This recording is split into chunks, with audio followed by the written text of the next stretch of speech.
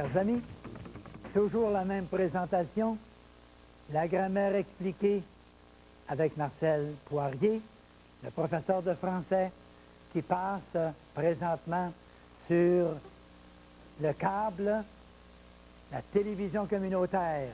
Et grâce à Vidéotron Saint-Hubert et votre télé câble distributeur, vous avez l'avantage de pouvoir recevoir ce cours-là dans votre région. Et nous allons, puisque nous sommes habitués maintenant à notre système, nous allons commencer tout de suite aujourd'hui, puisque cette leçon est une leçon très chargée. Une leçon où nous devrons être très concentrés.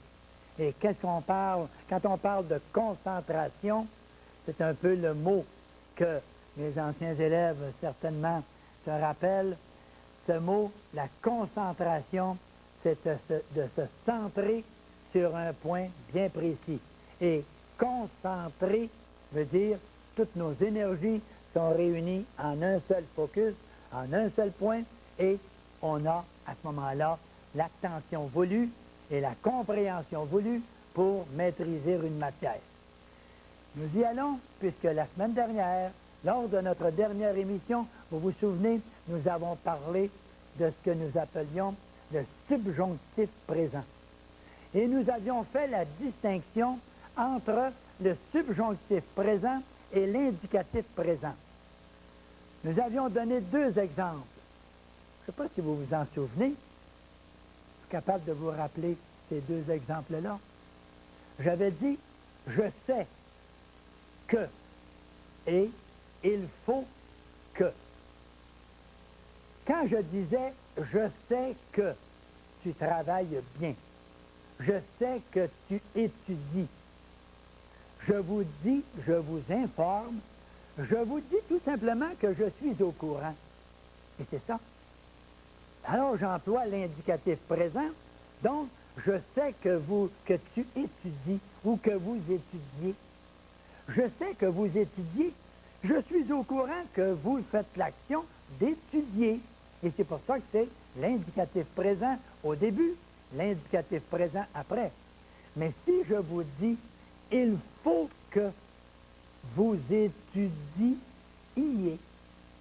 que vous étudiez, le verbe étudie, et on enlève le ER et on ajoute les terminaisons E-E-S, E-E-L-T, et les deux du pluriel, I-O-N-S et I-E-Z. Mais étudie, I-O-N-S, ça fait étudie-ion. Et si c'est étudier, étudie-ier, il y a deux I côte à côte. Alors à ce moment-là, il faut que vous étudiez. Jetez tout simplement un tout petit coup d'œil ici sur l'explication qui est donnée dans votre grammaire expliquée. Regardez bien, vous avez ici le subjonctif. Vous avez en bas, non pas le subjonctif, si on peut grossir ceci, on va aller voir immédiatement cette partie, cette phrase. Je sais que tu entrevois, voyez-vous, je sais que tu entrevois une solution. Je sais, l'indicatif présent, que tu entrevois, indicatif présent, écrit en dessous. Ça, c'est très clair, ça. Tournons la page. Allons voir à la page suivante. Regardons le haut de la page. Regardons bien le haut et allons voir ce qu'on dit. On nous dit, je souhaite que tu entrevois bientôt une solution. Je souhaite que. Ça, c'est un désir, c'est un souhait. Alors, quand on dit « je souhaite », c'est un indicatif présent. Mais quand je dis « je souhaite », je vous indique, mais avec un désir ou une obligation, un souhait, un espoir, une sorte de sentiment que, et c'est une sorte d'obligation, quoi. Quand je vous dis « je souhaite que », c'est une sorte d'obligation. Et quand vous le lisez, et regardez votre page, la page 74, dans votre grammaire, vous avez « Je souhaite que tu entrevois ». Et pourquoi ai-je écrit « entrevois » V-O-I-E-S. Et c'est marqué en dessous la flèche subjonctif présent. Parce que, regardez le mot souhaite, il veut dire quoi, lui? C'est un désir, un souhait, un espoir, une obligation. On amène à ce moment-là le subjonctif qui est tout juste placé à côté. Alors le que est là, mais à l'occasion, le que n'amène pas un subjonctif. Cela dépend de ce qu'il y a à l'avant. Si vous regardez juste à l'avant, tantôt ce que je vous disais avant de tourner la page, je sais que tu entrevois. Donc, je suis au courant que tu entrevois, V-O-I-S. Mais quand on dit « il faut », je souhaite que tu entrevois, on a V-O-I-E-S. Pourquoi E-S? Parce que les terminaisons des subjonctifs, vous vous en rappelez, E-E-S, E-E-N-T, que c'est facile, les mêmes que l'indicatif. L'indicatif présent des verbes en E-R, E-E-S, E-E-N-T. Et les deux du pluriel, I-O-N-S et I-E-Z. Alors, je souhaite que nous entrevoyions entre V-O-Y, I-O-N-S. Parce que entrevoyions, le A-N-T de entrevoyant, A-N-T est enlevé et on a remplacé I-O-N-S.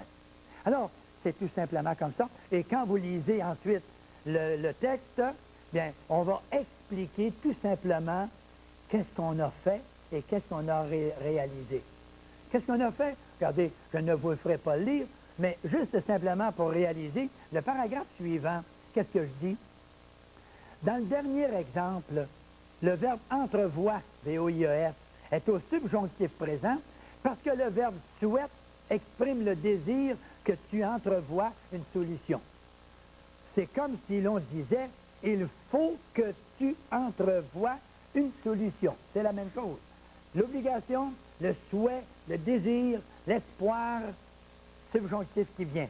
Alors, résumons bien, le subjonctif est exigé lorsque le verbe exprime un but, un sentiment, un souhait.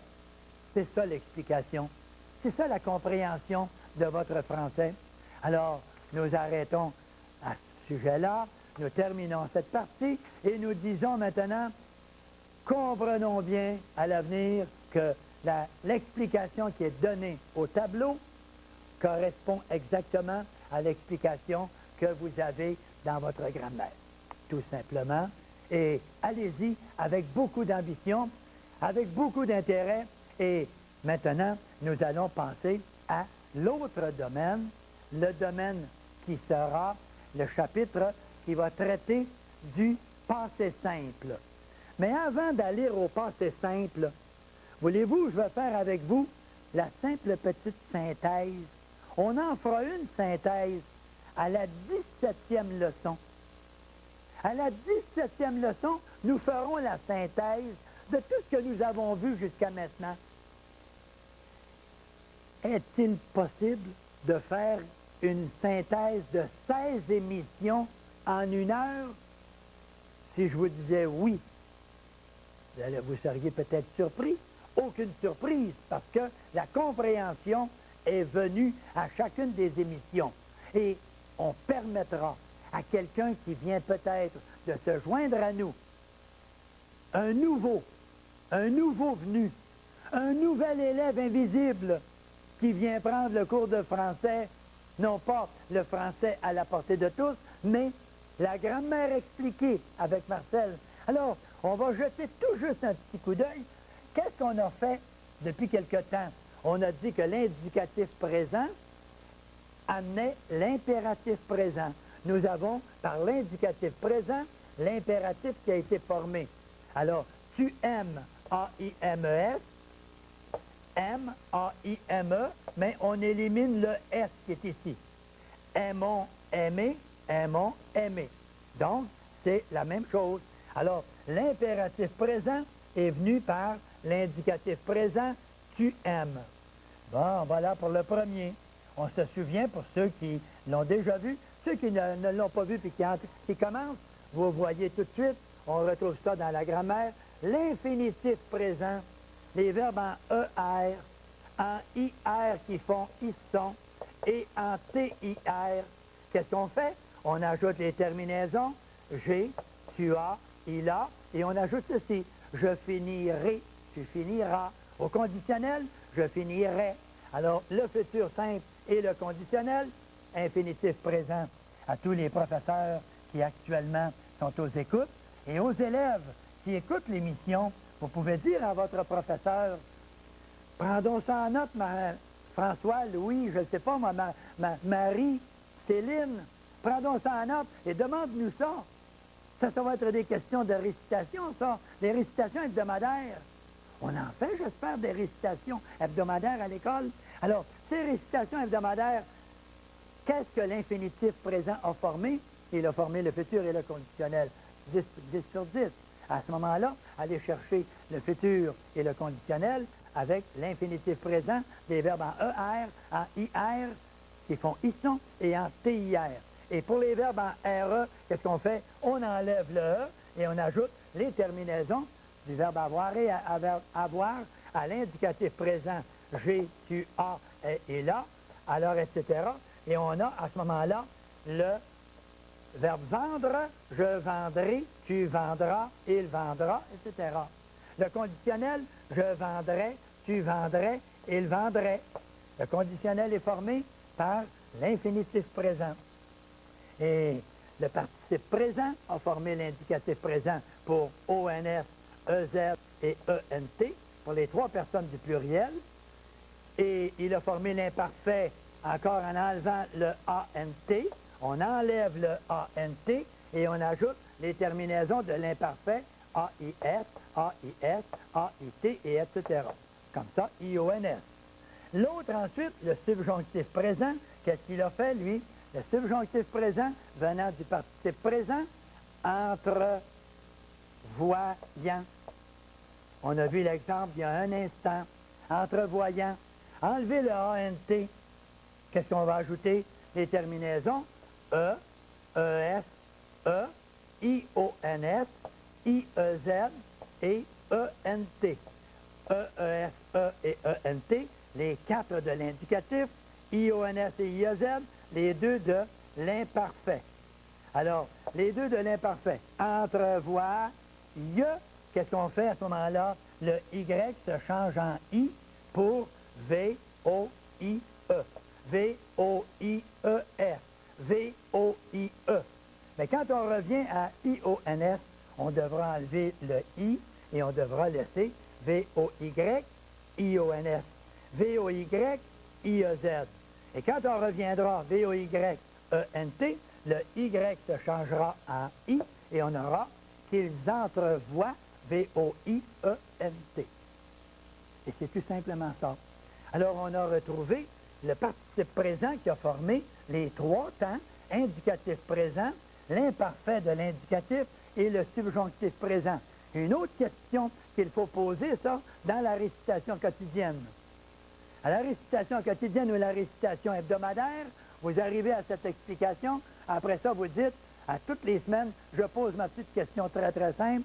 Qu'est-ce que le participe présent a formé? L'indicatif présent, les trois personnes du pluriel. Le deuxième, l'indicatif imparfait et le subjonctif présent. Et après ça, vous allez simplement aux terminaisons et vous avez toujours tous vos accords parfaitement bien avec combien? 4500 verbes pratiquement qui sont réalisés en l'espace de quelques leçons.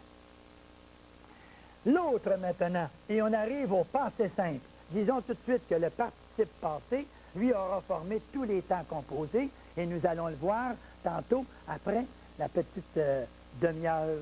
Alors, quand on aura fait notre petit mot de français, nous arriverons au participe passé des temps composés. Qu'est-ce qui reste encore maintenant à faire? Il reste ceci. Et il reste ceci, j'élimine tout ce que je viens de résumer. Et en enlevant ceci, je dis maintenant, il nous faut comprendre une chose, c'est que le passé simple. Et le passé simple, vous l'avez ici au tableau. Le passé simple a formé le subjonctif imparfait. Le subjonctif imparfait, c'est été formé par le passé simple. Quelqu'un va peut-être me dire, Oh là là, Marcel, qu'est-ce que c'est ça, le subjonctif imparfait? Quand est-ce que c'est qu'on rencontre ça? Moi, j'ai pratiquement jamais vu ça, le subjonctif imparfait. C'est vrai que ce n'est pas un verbe que nous employons souvent. On va peut-être avoir ça 0,5% des fois, même pas. Est-ce que c'est important de l'expliquer? Je vais vous dire très honnêtement, il y a une chose qui est importante, c'est que comme je donne le cours, non pas seulement à des élèves de fin de primaire et débutants de secondaire, mais je donne le cours à des élèves de secondaire avancé, de secondaire 3, de secondaire 4, de secondaire 5, ou encore des élèves du collégial, ou encore des élèves qui sont des universitaires. C'est important qu'ils aient le subjonctif imparfait venant du passé simple. Et si je ne donne pas cette explication, je sais que bon nombre d'élèves vont se retrouver dans des mauvais draps parce que c'est du programme de secondaire avancé et de cégep et d'université. De cégep et d'université, c'est sûr que le collégial et l'université, ce ne sont pas eux qui doivent enseigner les bases de la grammaire française. Les bases de la grammaire française viennent du primaire, viennent du secondaire 1, du secondaire 2, secondaire 3, 4 et 5. Ici, il n'y a pas de secondaire, il n'y a pas de cours de français grammatical à faire là.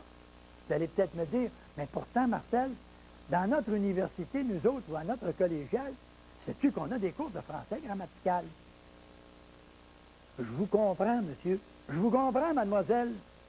Mais quelle est la raison pour laquelle on doit donner un cours là? Parce qu'on ne l'a pas enseigné quand c'était le temps. Parce que la secondaire 5 a dit, c'est la faute à secondaire 4. C'est eux autres à apprendre ça, c'est pas à moi de l'enseigner. Le secondaire 4 a dit, ça, cette matière-là, c'est pas à moi de l'enseigner, c'est le secondaire 3, ça. L'autre arrive en secondaire 1 et il dit, les participes passés, ça c'est censé être vu en 6e année, ça. Pas nous autres d'avoir le participe passé. L'indicatif présent, on n'est pas pour expliquer les terminaisons de l'indicatif. Nous autres, on a un programme de secondaire 1. Alors, on n'explique pas ce qui s'est passé en 6e, on ne fait pas de synthèse de 6e, et on se retrouve à la fin du secondaire avec quoi? Risque d'échec. Et quand des individus arrivent au cégep et à l'université, ils se retrouvent, ils sont obligés de suivre un cours de grammaire. Cours de français écrit. Regardez, dans tous les cégeps et les universités, vous avez des cours de récupération. Récupérer, ça veut dire quoi, ça? Vous savez ce que ça veut dire, hein? Récupération. On va chercher ce qui a manqué. On va chercher tout ça, puis on rapporte ça. On rapporte ça pour avoir quelque chose de plus clair, plus concret. Alors, la récupération se fait au cégep, alors qu'elle devrait se terminer. Ça devrait avoir lieu, ça, secondaire, primaire et secondaire, et régler le problème de toutes ces bases. Alors, le secondaire, à la fin du secondaire, on parle du passé simple qui nous amène le quoi? Qui nous amène le subjonctif imparfait. Alors, il va falloir simplement qu'on en donne une explication, peut-être un peu rapide. On n'entrera pas trop tôt dans les détails, mais si, par exemple, madame ou monsieur, qui avez 60, 70, 75 ans, et qui suivez le cours, parce que je le sais, je pourrais vous donner des noms, mais disons que je ne nommerai pas, par exemple. Je donnerai des noms et des personnes même que j'ai rencontrées dans la région de Québec, dans la région de Trois-Rivières, dans la région de Montréal, sur la Rive-Sud. Je suis allé dans le temps rencontrer ces gens-là, même en passant devant chez eux. Les gens m'avaient donné leur téléphone, le numéro de téléphone et leur adresse. L'année dernière, je suis allé les saluer. Il y en a qui ont 70, 75 ans. Peut-être que le subjonctif imparfait, qui revient peut-être 0,5% des fois, vous comprendrez avec moi que ce n'est pas important peut-être pour vous. Mais pour la personne qui va passer un examen, comme par exemple des individus comme Stéphane Etier, par exemple, ou Pascal Lefrançois, qui sont allés, par exemple, à la dictée de Bernard Pivot, la fameuse dictée internationale, là, la francophonie, ils devaient avoir leur subjonctif imparfait parce qu'à un moment donné, accent circonflexé à la troisième personne. Et ceux qui ne l'avaient pas avaient échec. Bravo, bravo, Jean-François Blot. Bravo, Stéphane Etier. Pascal Lefrançois. Les années dernières, vous avez fait honneur au Québec. Aujourd'hui, on va tenter de donner la chance à ceux qui ne l'ont pas eu de pouvoir comprendre leur subjonctif imparfait. et quelques minutes, et ensuite, on passera à de la matière qui sert fréquemment. Vous avez le passé simple. C'est rare qu'on emploie le passé simple. C'est par le passé simple à la deuxième personne, ici, qu'on va former le subjonctif imparfait. Alors, avec la deuxième personne du passé simple des verbes en ER, avec la deuxième personne des autres verbes en IR, OIR et RE, on aura la terminaison IS ou US. Quels sont ces verbes-là? Je vais vous donner tout de suite, pendant que vous avez le tableau, là, regardez bien. Un verbe en ER, le verbe sauter, le verbe monter, je montais, tu montas, il monta, nous montâmes, vous montâtes, ils montèrent. C'est le verbe monter et j'ai enlevé M-O-N-T. J'ai enlevé le M-O-N-T qui est le radical et le ER qui est la terminaison. J'enlève la terminaison et j'ajoute la terminaison du passé simple. Je montais, tu montas, il monta, nous montâmes avec accent circonflexe, etc. Et là, vous allez peut-être me dire, Marcel, est-ce que c'est pas fatigant d'employer le passé simple? Je comprends.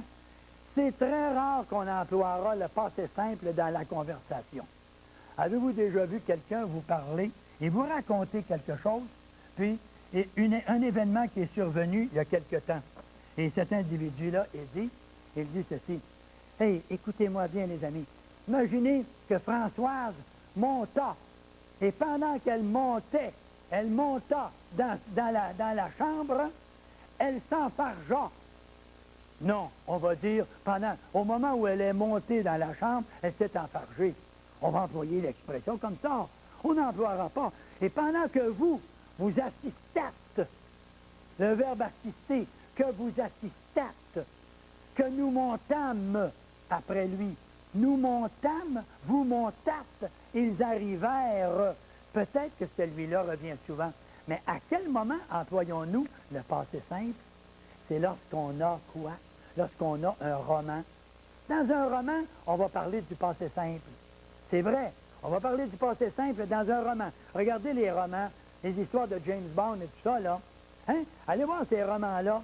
On va dire quoi? On va dire, comme on avait dit peut-être l'année dernière, on va dire, l'individu se faufila sur le côté de la maison.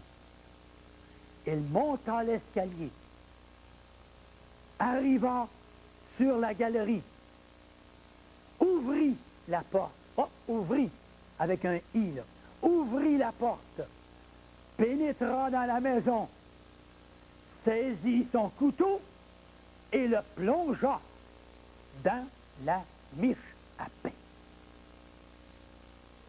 Il le plongea dans la miche à pain. Et il s'engouffra directement par l'avant et se sauva. Tout ça, du suspense. Il monta, il ouvrit la porte, pénétra.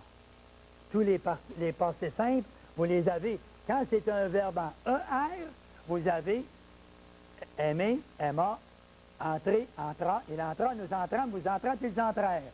Et quand vous avez un verbe, il ouvrit, le verbe ouvrir, j'ouvris, tu ouvris, il ouvrit, nous ouvrîmes, vous ouvrîtes, ils ouvrirent. Celles-là sont très rarement employées. Celles-là revient souvent.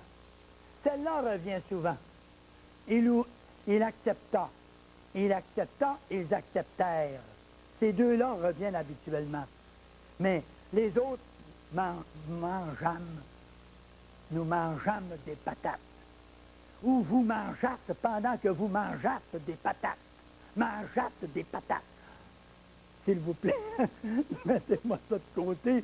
Et pendant que vous avez mangé des patates, dites donc le passé composé dans ce temps-là, et ça va aller beaucoup mieux.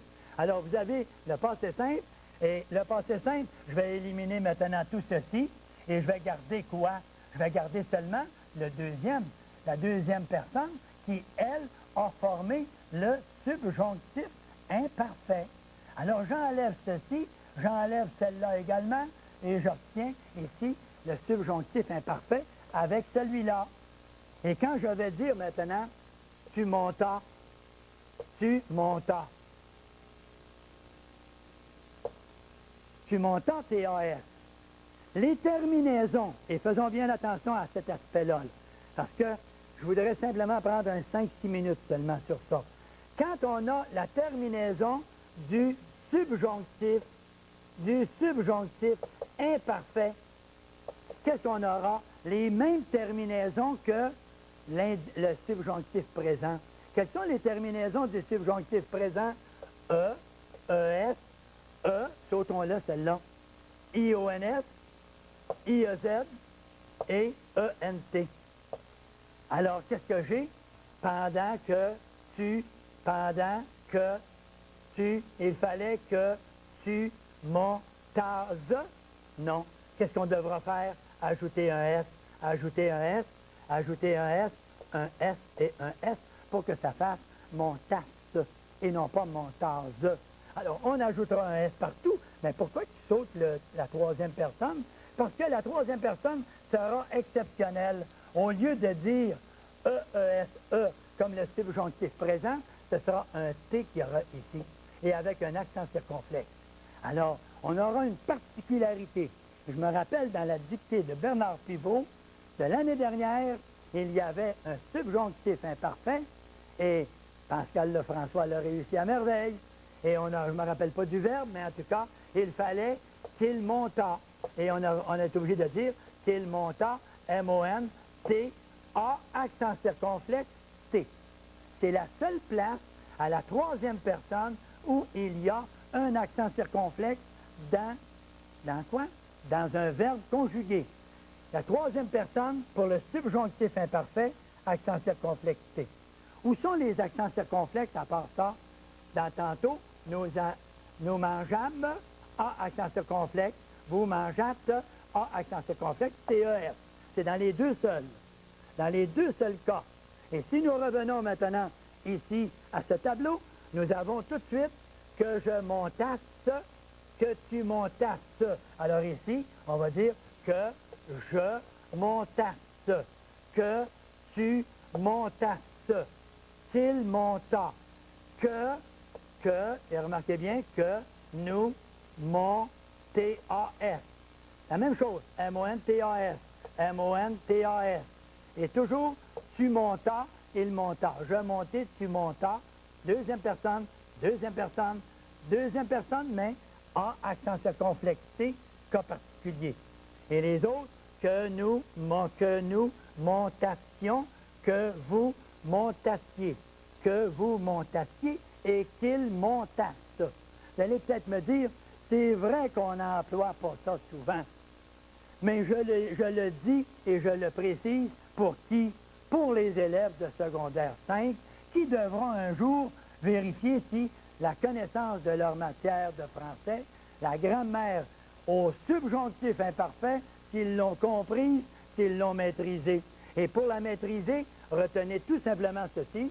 Prenez la deuxième personne du passé simple, et puis vous ajoutez les terminaisons du subjonctif présent, excepté la troisième personne ici. Vous ajoutez quoi? Un S ici, pour que ça se prononce ce et non pas ze, tout simplement. Ça, est-ce qu'on a ça en quelque part dans notre grammaire? Parce que vous allez peut-être dire, en quelques minutes, c'est vrai que ce n'est pas facile d'être capable de tout maîtriser ça et de mémoriser ça. Est-ce qu'on a ça dans la grammaire? Bon, on va dire tout simplement qu'ici, si nous jetons le coup d'œil ici à la page 75 et qu'on regarde sur ce tableau, nous allons voir qu'en haut, ici, nous aurons ce que nous appelons le subjonctif présent. Que je crie, que tu cries, qu'il crie, que nous crions. Mais en dessous, qu'est-ce que j'ai? Le passé simple. Et le passé simple, qu'est-ce que c'est que je vais faire? Je vais dire à ce moment-là, le passé simple, les terminaisons que je viens de vous présenter au tableau, exactement ces mêmes terminaisons-là. Alors, vous allez peut-être dire, oui, mais là, l'explication en 7, 8, 10 minutes a été assez courte, mais avec le tableau, de la page 75, vous pouvez facilement vous repérer et être capable de maîtriser cette théorie. C'est tout simplement ça. Allons de l'autre côté maintenant, à la page 76, et vous allez avoir exactement le subjonctif imparfait qui vous est expliqué en détail. Mes chers amis, il nous reste tout simplement un petit 2 minutes peut-être avant de nous retrouver dans la petite période de repos. Alors, disons-nous une chose, vous voyez le tableau, on va vous laisser le tableau pendant un court instant et vous allez remarquer, pendant que le tableau va être très précis, il va vous montrer le subjonctif imparfait. Allons-y, au subjonctif imparfait. Remarquez bien, dans la colonne de gauche, vous avez « que je visse ». Ça veut dire le verbe « voir », ça, pour ceux du secondaire avancé, là, les cégepiens, les élèves du collégial. Que je visse, c'est le verbe voir, tu vis. Je vis, tu vis, il vit. Nous vîmes, vous vîtes, ils virent. Ils virent que cela était bon. Ils ont vu. Alors le verbe voir, tu vis, E-E-S, accent circonflexe. Que nous vissions. Regardez le S qui revient. Double, pour qu'on prononce vision et non pas vision. À côté, que je lusse, le verbe lire. Je lus, tu lus, il lut. Que je lusse, que tu lusses et qu'il lut. Il fallait qu'il lût. Il a fallu qu'il lût son texte. Qu'il lût, accent circonflexé. Le verbe finir, que je finisse. Tu finis, je finis, tu finis, il finit. Ils finirent par se fatiguer. Ils finirent. La même chose, que je finisse, que nous finissions. Regardez l'accent circonflexe sur le I à la troisième personne. La même chose pour cria. Je criais, tu crias, il cria, ils crièrent. Alors, cria, accent circonflexé. Voilà. Tout ça pour dire que le verbe subjonctif imparfait, c'est peut-être la seule partie de la grammaire française qui me cause des ennuis. Oh, pourquoi, Marcel? Parce que je sais très bien que ça ne concerne pas la majorité des auditeurs. Mais il faut, pour le service rendu à la majorité et à ceux qui sont au secondaire avancé et au cégep, il faut qu'ils aient la théorie de la grammaire de façon à ce qu'on puisse être en mesure de réussir nos examens. Qu'on réussisse à comprendre. Il faut qu'on réussisse, que nous réussissions. C'est ça? Il faut que nous réussissions. Il faut que l'indicatif présent, que nous réussissions. Est-ce qu'on a? Même chose, subjonctif présent. C'est ça. Alors, on se retrouve avec une période d'intermission. On va parler tout simplement, on va changer un petit peu le sujet, là. On va se détendre un peu et on va revenir maintenant à nos petits mots de français. Et ça me fait penser à un moment, j'avais pris quelques notes au sujet de quelqu'un qui, par exemple, à l'occasion, s'emportait. Des fois, quelqu'un s'emportait, et puis quand on disait que le gars s'était emporté, on disait « monte donc pas sur tes grands chevaux ». Si on donnait l'expression « il monte sur ses grands chevaux », ça vient d'une expression française, ça. Permettez-moi tout simplement de prendre une petite gorgée et je vous dis qu'est-ce que c'est que ça signifie. Tout simplement, monter sur ses grands chevaux, c'est qu'au Moyen Âge, il y avait 3 sortes de chevaux. Il y avait 3 catégories de chevaux. Il y avait ce qu'on appelait les bêtes de somme. Vous savez ce que c'était ici même au Québec? On utilisait les bêtes de somme. Les bêtes de somme, c'était les bêtes qui travaillaient et puis qui transportaient tout l'attirail là, dans les combats. Dans les combats, les bêtes de somme transportaient tout ce qu'il y avait à transporter. C'était des gros chevaux forts, solides. Des chevaux de trait, qu'on appelle des fois. Il y avait également les palefrois. Les palefrois, ça, c'était les chevaux de parade, ça. Les autres, ils s'en allaient, ils trottaient, monsieur, ça allait bien, leur affaire. Et les cavaliers qui étaient assis dessus, monsieur, ils étaient là, monsieur, ça s'en allait avec beaucoup de fierté. Les palefrois, ça, c'était les chevaux de parade, ça. Il y avait la troisième sorte de chevaux, qui étaient les grands chevaux. Et les grands chevaux, ça, c'était les chevaux, ça, lorsqu'il était question de combat. Et comme ils étaient longs, comme chevaux, ils étaient très longs. la tête du cheval était très avant le cavalier. Et lorsque les combats arrivaient souvent avec des lances et que les chevaux s'en venaient comme ça, les individus se servaient des grands chevaux pour pouvoir aller au combat. Quand on dit que quelqu'un a tendance à vouloir livrer la guerre à un autre, ou que quand quelqu'un veut s'emporter dans une sorte de discussion, on va lui dire, écoute, là, on n'est pas en combat, on n'est pas en guerre, là, monte pas sur tes grands chevaux. Ça m'est arrivé déjà de monter sur mes grands chevaux, moi. Eh oui, monte pas sur tes grands chevaux. C'est l'expression. Et d'où vient cette expression-là? Simplement parce que quand on allait au combat dans le temps des croisades et tout ça, là, on utilisait ce qu'on appelait les grands chevaux. Comme aujourd'hui, on va avoir les petits chevaux de course. On va avoir les chevaux qui sont les bêtes de somme également. Ceux qui travaillaient, ces chevaux-là qui travaillaient autrefois dans les champs, avant que les tracteurs soient là. Et qu'est-ce qu'on avait? On avait des chevaux qui étaient appelés à des charrues et puis à des semoirs. Et ce sont des chevaux de traits, parce qu'ils avaient des cordages, des traits en cuir qui venaient attacher à l'arrière et qui tiraient la charrue. Alors on avait des chevaux de somme, bêtes de somme. On avait également des palefrois pour la parade, des beaux chevaux bien astiqués, ça, puis bien calculés. On calculait également leur nourriture pour qu'ils soient bien allègres. Et on avait également des grands chevaux pour les combats. Alors, à l'avenir, faisons attention, si nous montons sur nos grands chevaux, il ne faudrait vraiment pas tomber des grands chevaux. Il ne faudrait pas en tomber. Il faudra faire bien attention. C'est dans les combats, mais l'expression demeure encore. On dit aujourd'hui, monte pas sur tes grands chevaux. Alors voilà, c'est une expression qu'on emploie souvent, qu'on employait autrefois. Peut-être que les jeunes aujourd'hui entretiennent peut-être moins cette expression-là, mais c'est une expression qui existait véritablement et qu'on entend encore chez des gens d'un certain âge, quoi. Si ce n'est pas d'un âge certain. D'accord? Et on passe maintenant à la partie peut-être que vous désirez tant recevoir comme information. L'utilisation du participe. L'utilisation du participe et surtout, plus particulièrement, du participe passé. Yeah! Bien là, on va sauver des vies humaines, non. On va sauver des emplois peut-être, mademoiselle, hein, monsieur. On va peut-être sauver une année de scolarité. Pour quelle raison? Ah, moi, les participes passés, moi, je comprends vraiment pas ça. Moi, j'ai jamais compris ça. Moi, les professeurs se sont démenés pour m'expliquer ça, puis j'ai jamais réussi à comprendre. Mais voulez-vous, je vais vous faire un pari. Moi, je vais vous faire un pari, mes amis.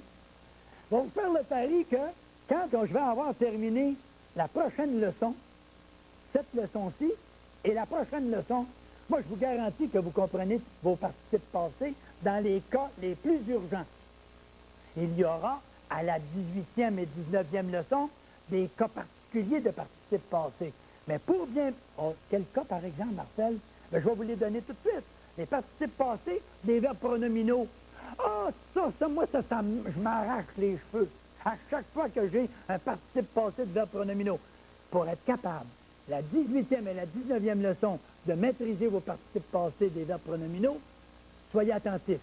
Et puis, je vais vous donner 10 secondes pour dire à vos parents, vos amis, vos frères, vos soeurs, vos cousins, vos cousines, dépêche-toi, prends le canal de télévision communautaire, vite, c'est l'explication des participes passés. Il nous a garanti qu'en l'espace de cette demi-heure et la leçon prochaine, qu'on maîtrise nos participes passés avec avoir et être.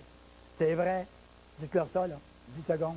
Je vous laisse ça. Pendant ce temps-là, je vais effacer mon tableau, parce que là, on va s'en aller au tableau et on va travailler directement au tableau pour d'ici la fin de notre émission. Alors, je m'en vais, moi, tout simplement effacer ce que j'ai présenté du côté des participes, le subjonctif imparfait. Et maintenant qu'on sait à quoi ça consiste, on peut vraiment le revérifier à l'intérieur de notre grammaire, sans complication. Et le participe, là, on parle d'un mot qu'on ne comprend pas souvent. On ne comprend pas souvent le mot participe. Et on ne s'est peut-être jamais arrêté à ce que c'est que le participe. Quand je dis que j'emploie le participe passé, c'est que je vais me retrouver habituellement avec un problème de « et » accent aigu ou un problème de « ER ». Quand c'est « ER », vous savez très bien que c'est l'infinitif présent. Tandis que « et » accent aigu, ce sera quoi? Ce sera le participe passé. Je mets ces deux mots-là bien clairs et bien concrètement parce que c'est là que les individus essaient de se débrouiller. Quand on a le participe passé, qu'est-ce qu'on a fait? Quand j'ai participé à l'action de transporter du matériel dans le camion, j'ai transporté le matériel. Quand je dis « j'ai transporté », vous savez très bien qu'il y a 3 temps précis qui désignent le temps présent. Le temps passé, le temps futur. On ne peut pas avoir d'autres temps que les temps présents, passé, futur. Essayez de me trouver un temps en haut et en bas, ou en avant ou en arrière, vous ne l'aurez pas. Vous avez le temps présent, ça veut dire à l'heure actuelle. Le temps passé, tantôt quand j'expliquais le subjonctif imparfait, ça c'est un temps passé. L'action a eu lieu dans un temps passé par rapport au moment présent. Et le temps futur, c'est quand viendra dans quelques minutes l'explication avec le tableau détaillé. Ça, c'est dans un temps futur. Donc, il n'y a pas d'action passée si je parle de futur. Mais non, je vais avoir le temps présent, l'indicatif présent, l'imparfait. Ça, c'est un temps présent ou un temps imparfait, temps passé. Je chantais, j'écrivais, donc c'est passé. Mais présent, l'indicatif présent. Alors, l'indicatif présent, le temps passé, participe passé. Pourquoi participe passé? Parce que quand je vous dis, moi, j'ai expliqué le verbe à l'indicatif présent. J'ai expliqué, c'est au début de la leçon, c'est la semaine dernière, c'est il y a 15 jours. Donc, j'ai participé. Comment j'ai participé? Je suis allé au tableau, j'ai écrit, j'ai effacé, j'ai recommencé, j'ai réécrit encore, j'ai réeffacé et j'ai participé à l'action d'expliquer. Alors, vous vous retrouvez avec quoi? Vous vous retrouvez tout simplement avec 2 mots. Un mot qu'on va appeler l'auxiliaire et le deuxième, le participe passé. 2 mots, tout simplement. J'efface maintenant le « et » accent aigu, qui est le participe passé, parce que « ER », c'est le nom du verbe, c'est l'infinitif. Alors, je me retrouve avec ceci. Le participe passé et l'auxiliaire. Et quand je dis « j'ai mangé »,« j'ai regardé », qu'est-ce que c'est que le mot « j'ai » ? Ça, c'est quoi ça? C'est le verbe « avoir ». Ça, c'est le verbe « avoir ». La preuve, c'est que quand je vous dis « j'ai un crayon dans mes mains », j'ai un stylo dans mes mains, un crayon feutre, un stylo, entendons-nous. J'ai un stylo. Ça, c'est le verbe « avoir ». C'est je possède, je contiens, je le retiens. J'ai un stylo, c'est le verbe « avoir ». Mais quand je dis « j'ai regardé », qu'est-ce que c'est que j'ai dans ça? J'ai 2 mots. Le premier mot, d'accord, c'est le verbe « avoir ». Mais quand je me retrouve avec le verbe « regarder », ici, qui est participe passé, vous allez me dire, oui, mais Marcel, pourquoi tu dis qu'il est participe passé? Bien, je dis qu'il est participe passé parce que quand je dis « j'ai regardé », ce n'est pas maintenant, c'est il y a environ 5 minutes. Et il y a 5 minutes, j'ai placé mes lunettes et j'ai dit « j'ai regardé la caméra ». Et je vous ai parlé directement tantôt. Donc, c'est une action que j'ai produite dans un temps passé. Et comme c'est une action passée, c'est un participe passé. Mais pourquoi participe? Parce que j'ai participé à cette action dans le temps passé. Et c'est pour cette raison. Alors, quand maintenant on se retrouve avec un participe passé, allez-vous, pour distinguer le participe passé, si vous avez compris l'explication que je viens de vous donner, allez-vous considérer qu'on a un problème, nous autres, Marcel?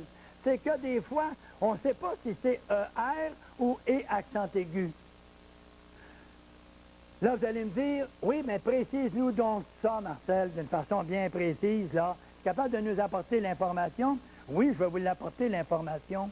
Je vais vous dire tout simplement, Louise veut s'améliorer. Est-ce que je vais mettre améliorer ER ou je vais mettre améliorer E accent aigu? Regardez la phrase suivante, puis après ça, vous allez porter le jugement. Je vais dire, Louise s'est améliorée.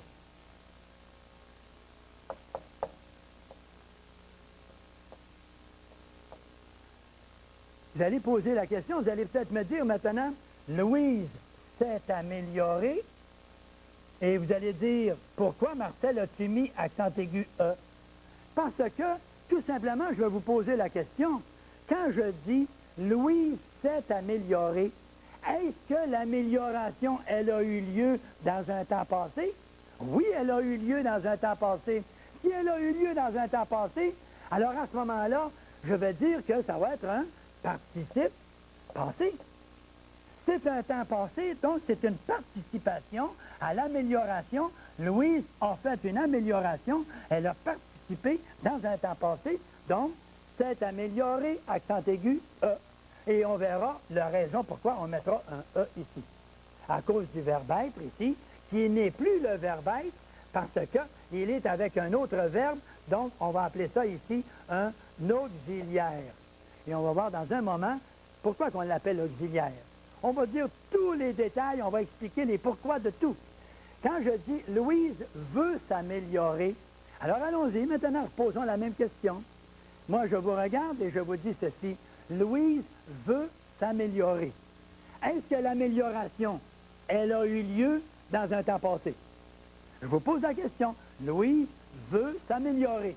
Est-ce qu'il y a eu une amélioration dans un temps passé? Vous me répondez non. Vous avez répondu non parce que Louise veut s'améliorer. Mais ça va venir dans un temps futur, ça. Ça n'a pas eu lieu dans le temps passé. Donc, on n'a pas de participe passé. Il n'y a pas eu de participation dans un temps passé. Yeah! Là, on comprend.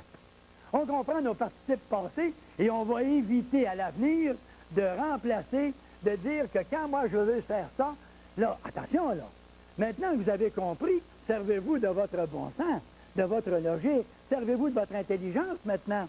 Et vous pourrez dire à vos petits-enfants et vos enfants, et à vos frères et sœurs, ou à vos amis, ou à votre mari, ou à votre épouse, vous pourrez lui dire, viens, je vais t'expliquer qu'est-ce que c'est qu'un participe passé.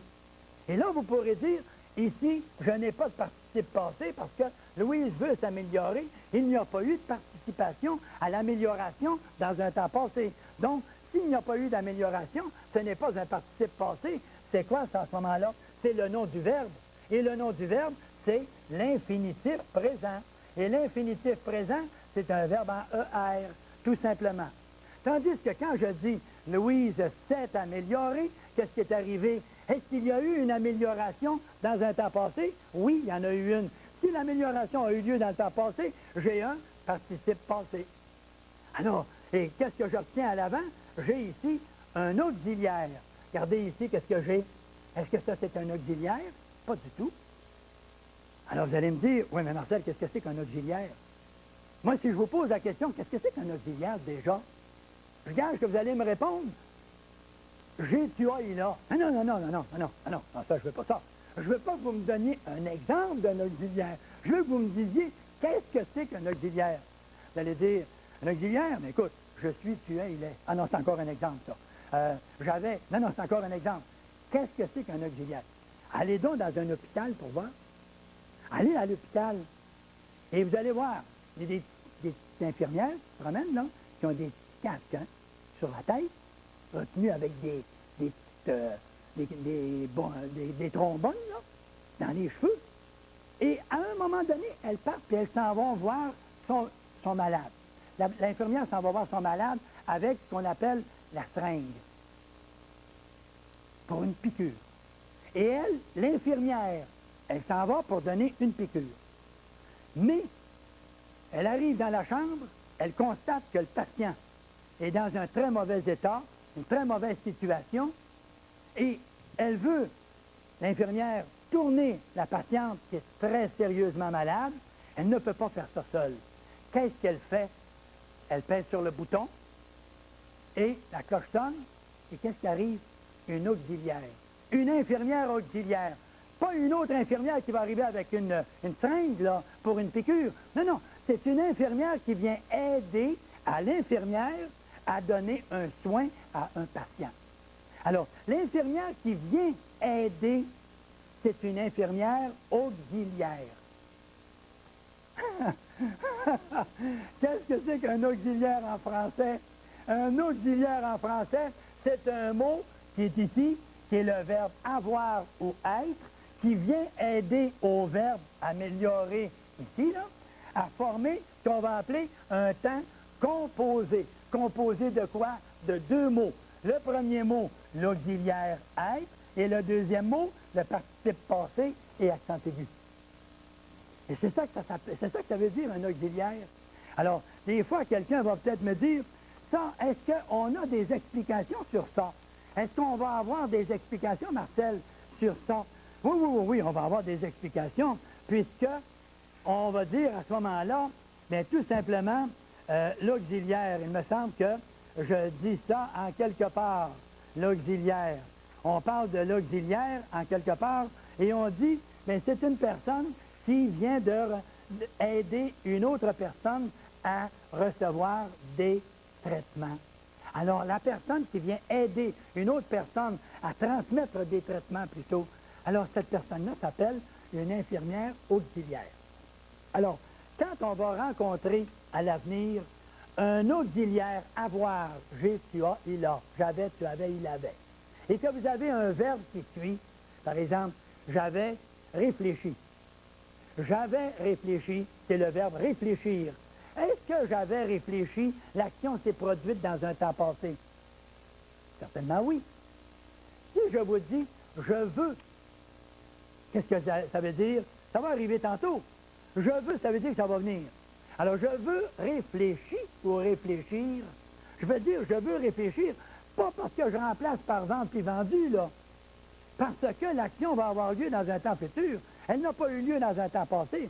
Alors, quand on va avoir un verbe en « et », si c'est « et » accent aigu, c'est que l'action a eu lieu dans un temps passé.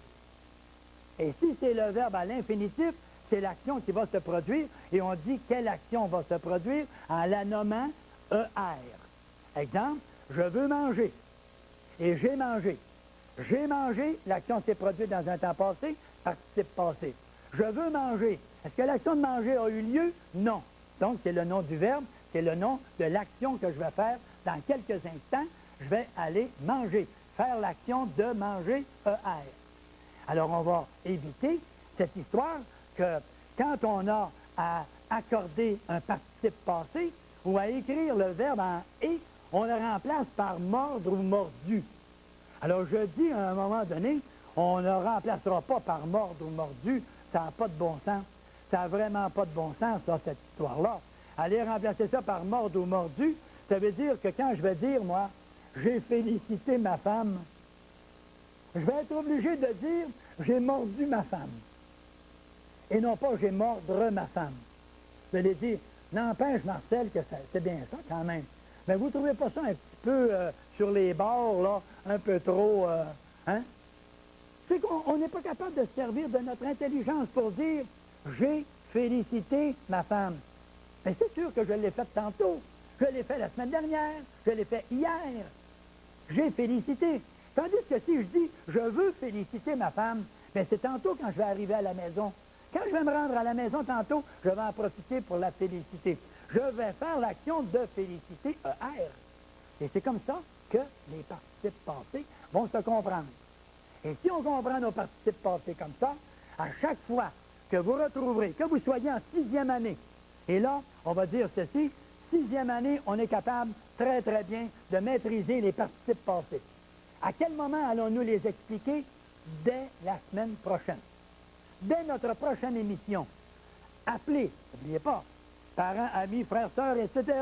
Dites-leur bien que le participe passé seul, participe passé avec être et participe passé avec avoir, nous aurons cela la semaine prochaine et nous allons sauver, non pas des vies humaines, mais on va peut-être sauver des emplois, on va peut-être sauver une année de travail à l'université ou au collégial, on va sauver notre réputation, parce que quand vous écrirez à l'avenir, vous serez capable de dire à votre ami ou à votre frère ou à votre sœur ou à votre épouse, vous pourrez lui écrire sans faire de faute. Et ça, c'est ce qu'on appelle une fierté. Être capable d'écrire en maîtrisant notre compréhension de la langue française. Tout ça pour vous dire qu'on parlait de « j'ai félicité ma femme » et tout ça. Je vais vous donner une petite phrase qui dit ceci. Retenez bien cette phrase-là. Être amoureux. Être amoureux. Alors, je ne parle pas pour vous autres, là. C'est faire un rêve doux. Le mariage, c'est le réveil matin. Adieu. Être amoureux, c'est faire un rêve doux. Tandis que le mariage, c'est le réveil matin. Vous comprenez ce que ça veut dire. Et je vais finir en disant ceci. Ce qui fait avancer le bateau, ce n'est pas la voile majestueuse, mais c'est bien le vent. Quand on dit la voile m'a fait avancer, non, c'est le vent. Retenez bien ces pensées et revenez-nous la semaine prochaine. Bonjour.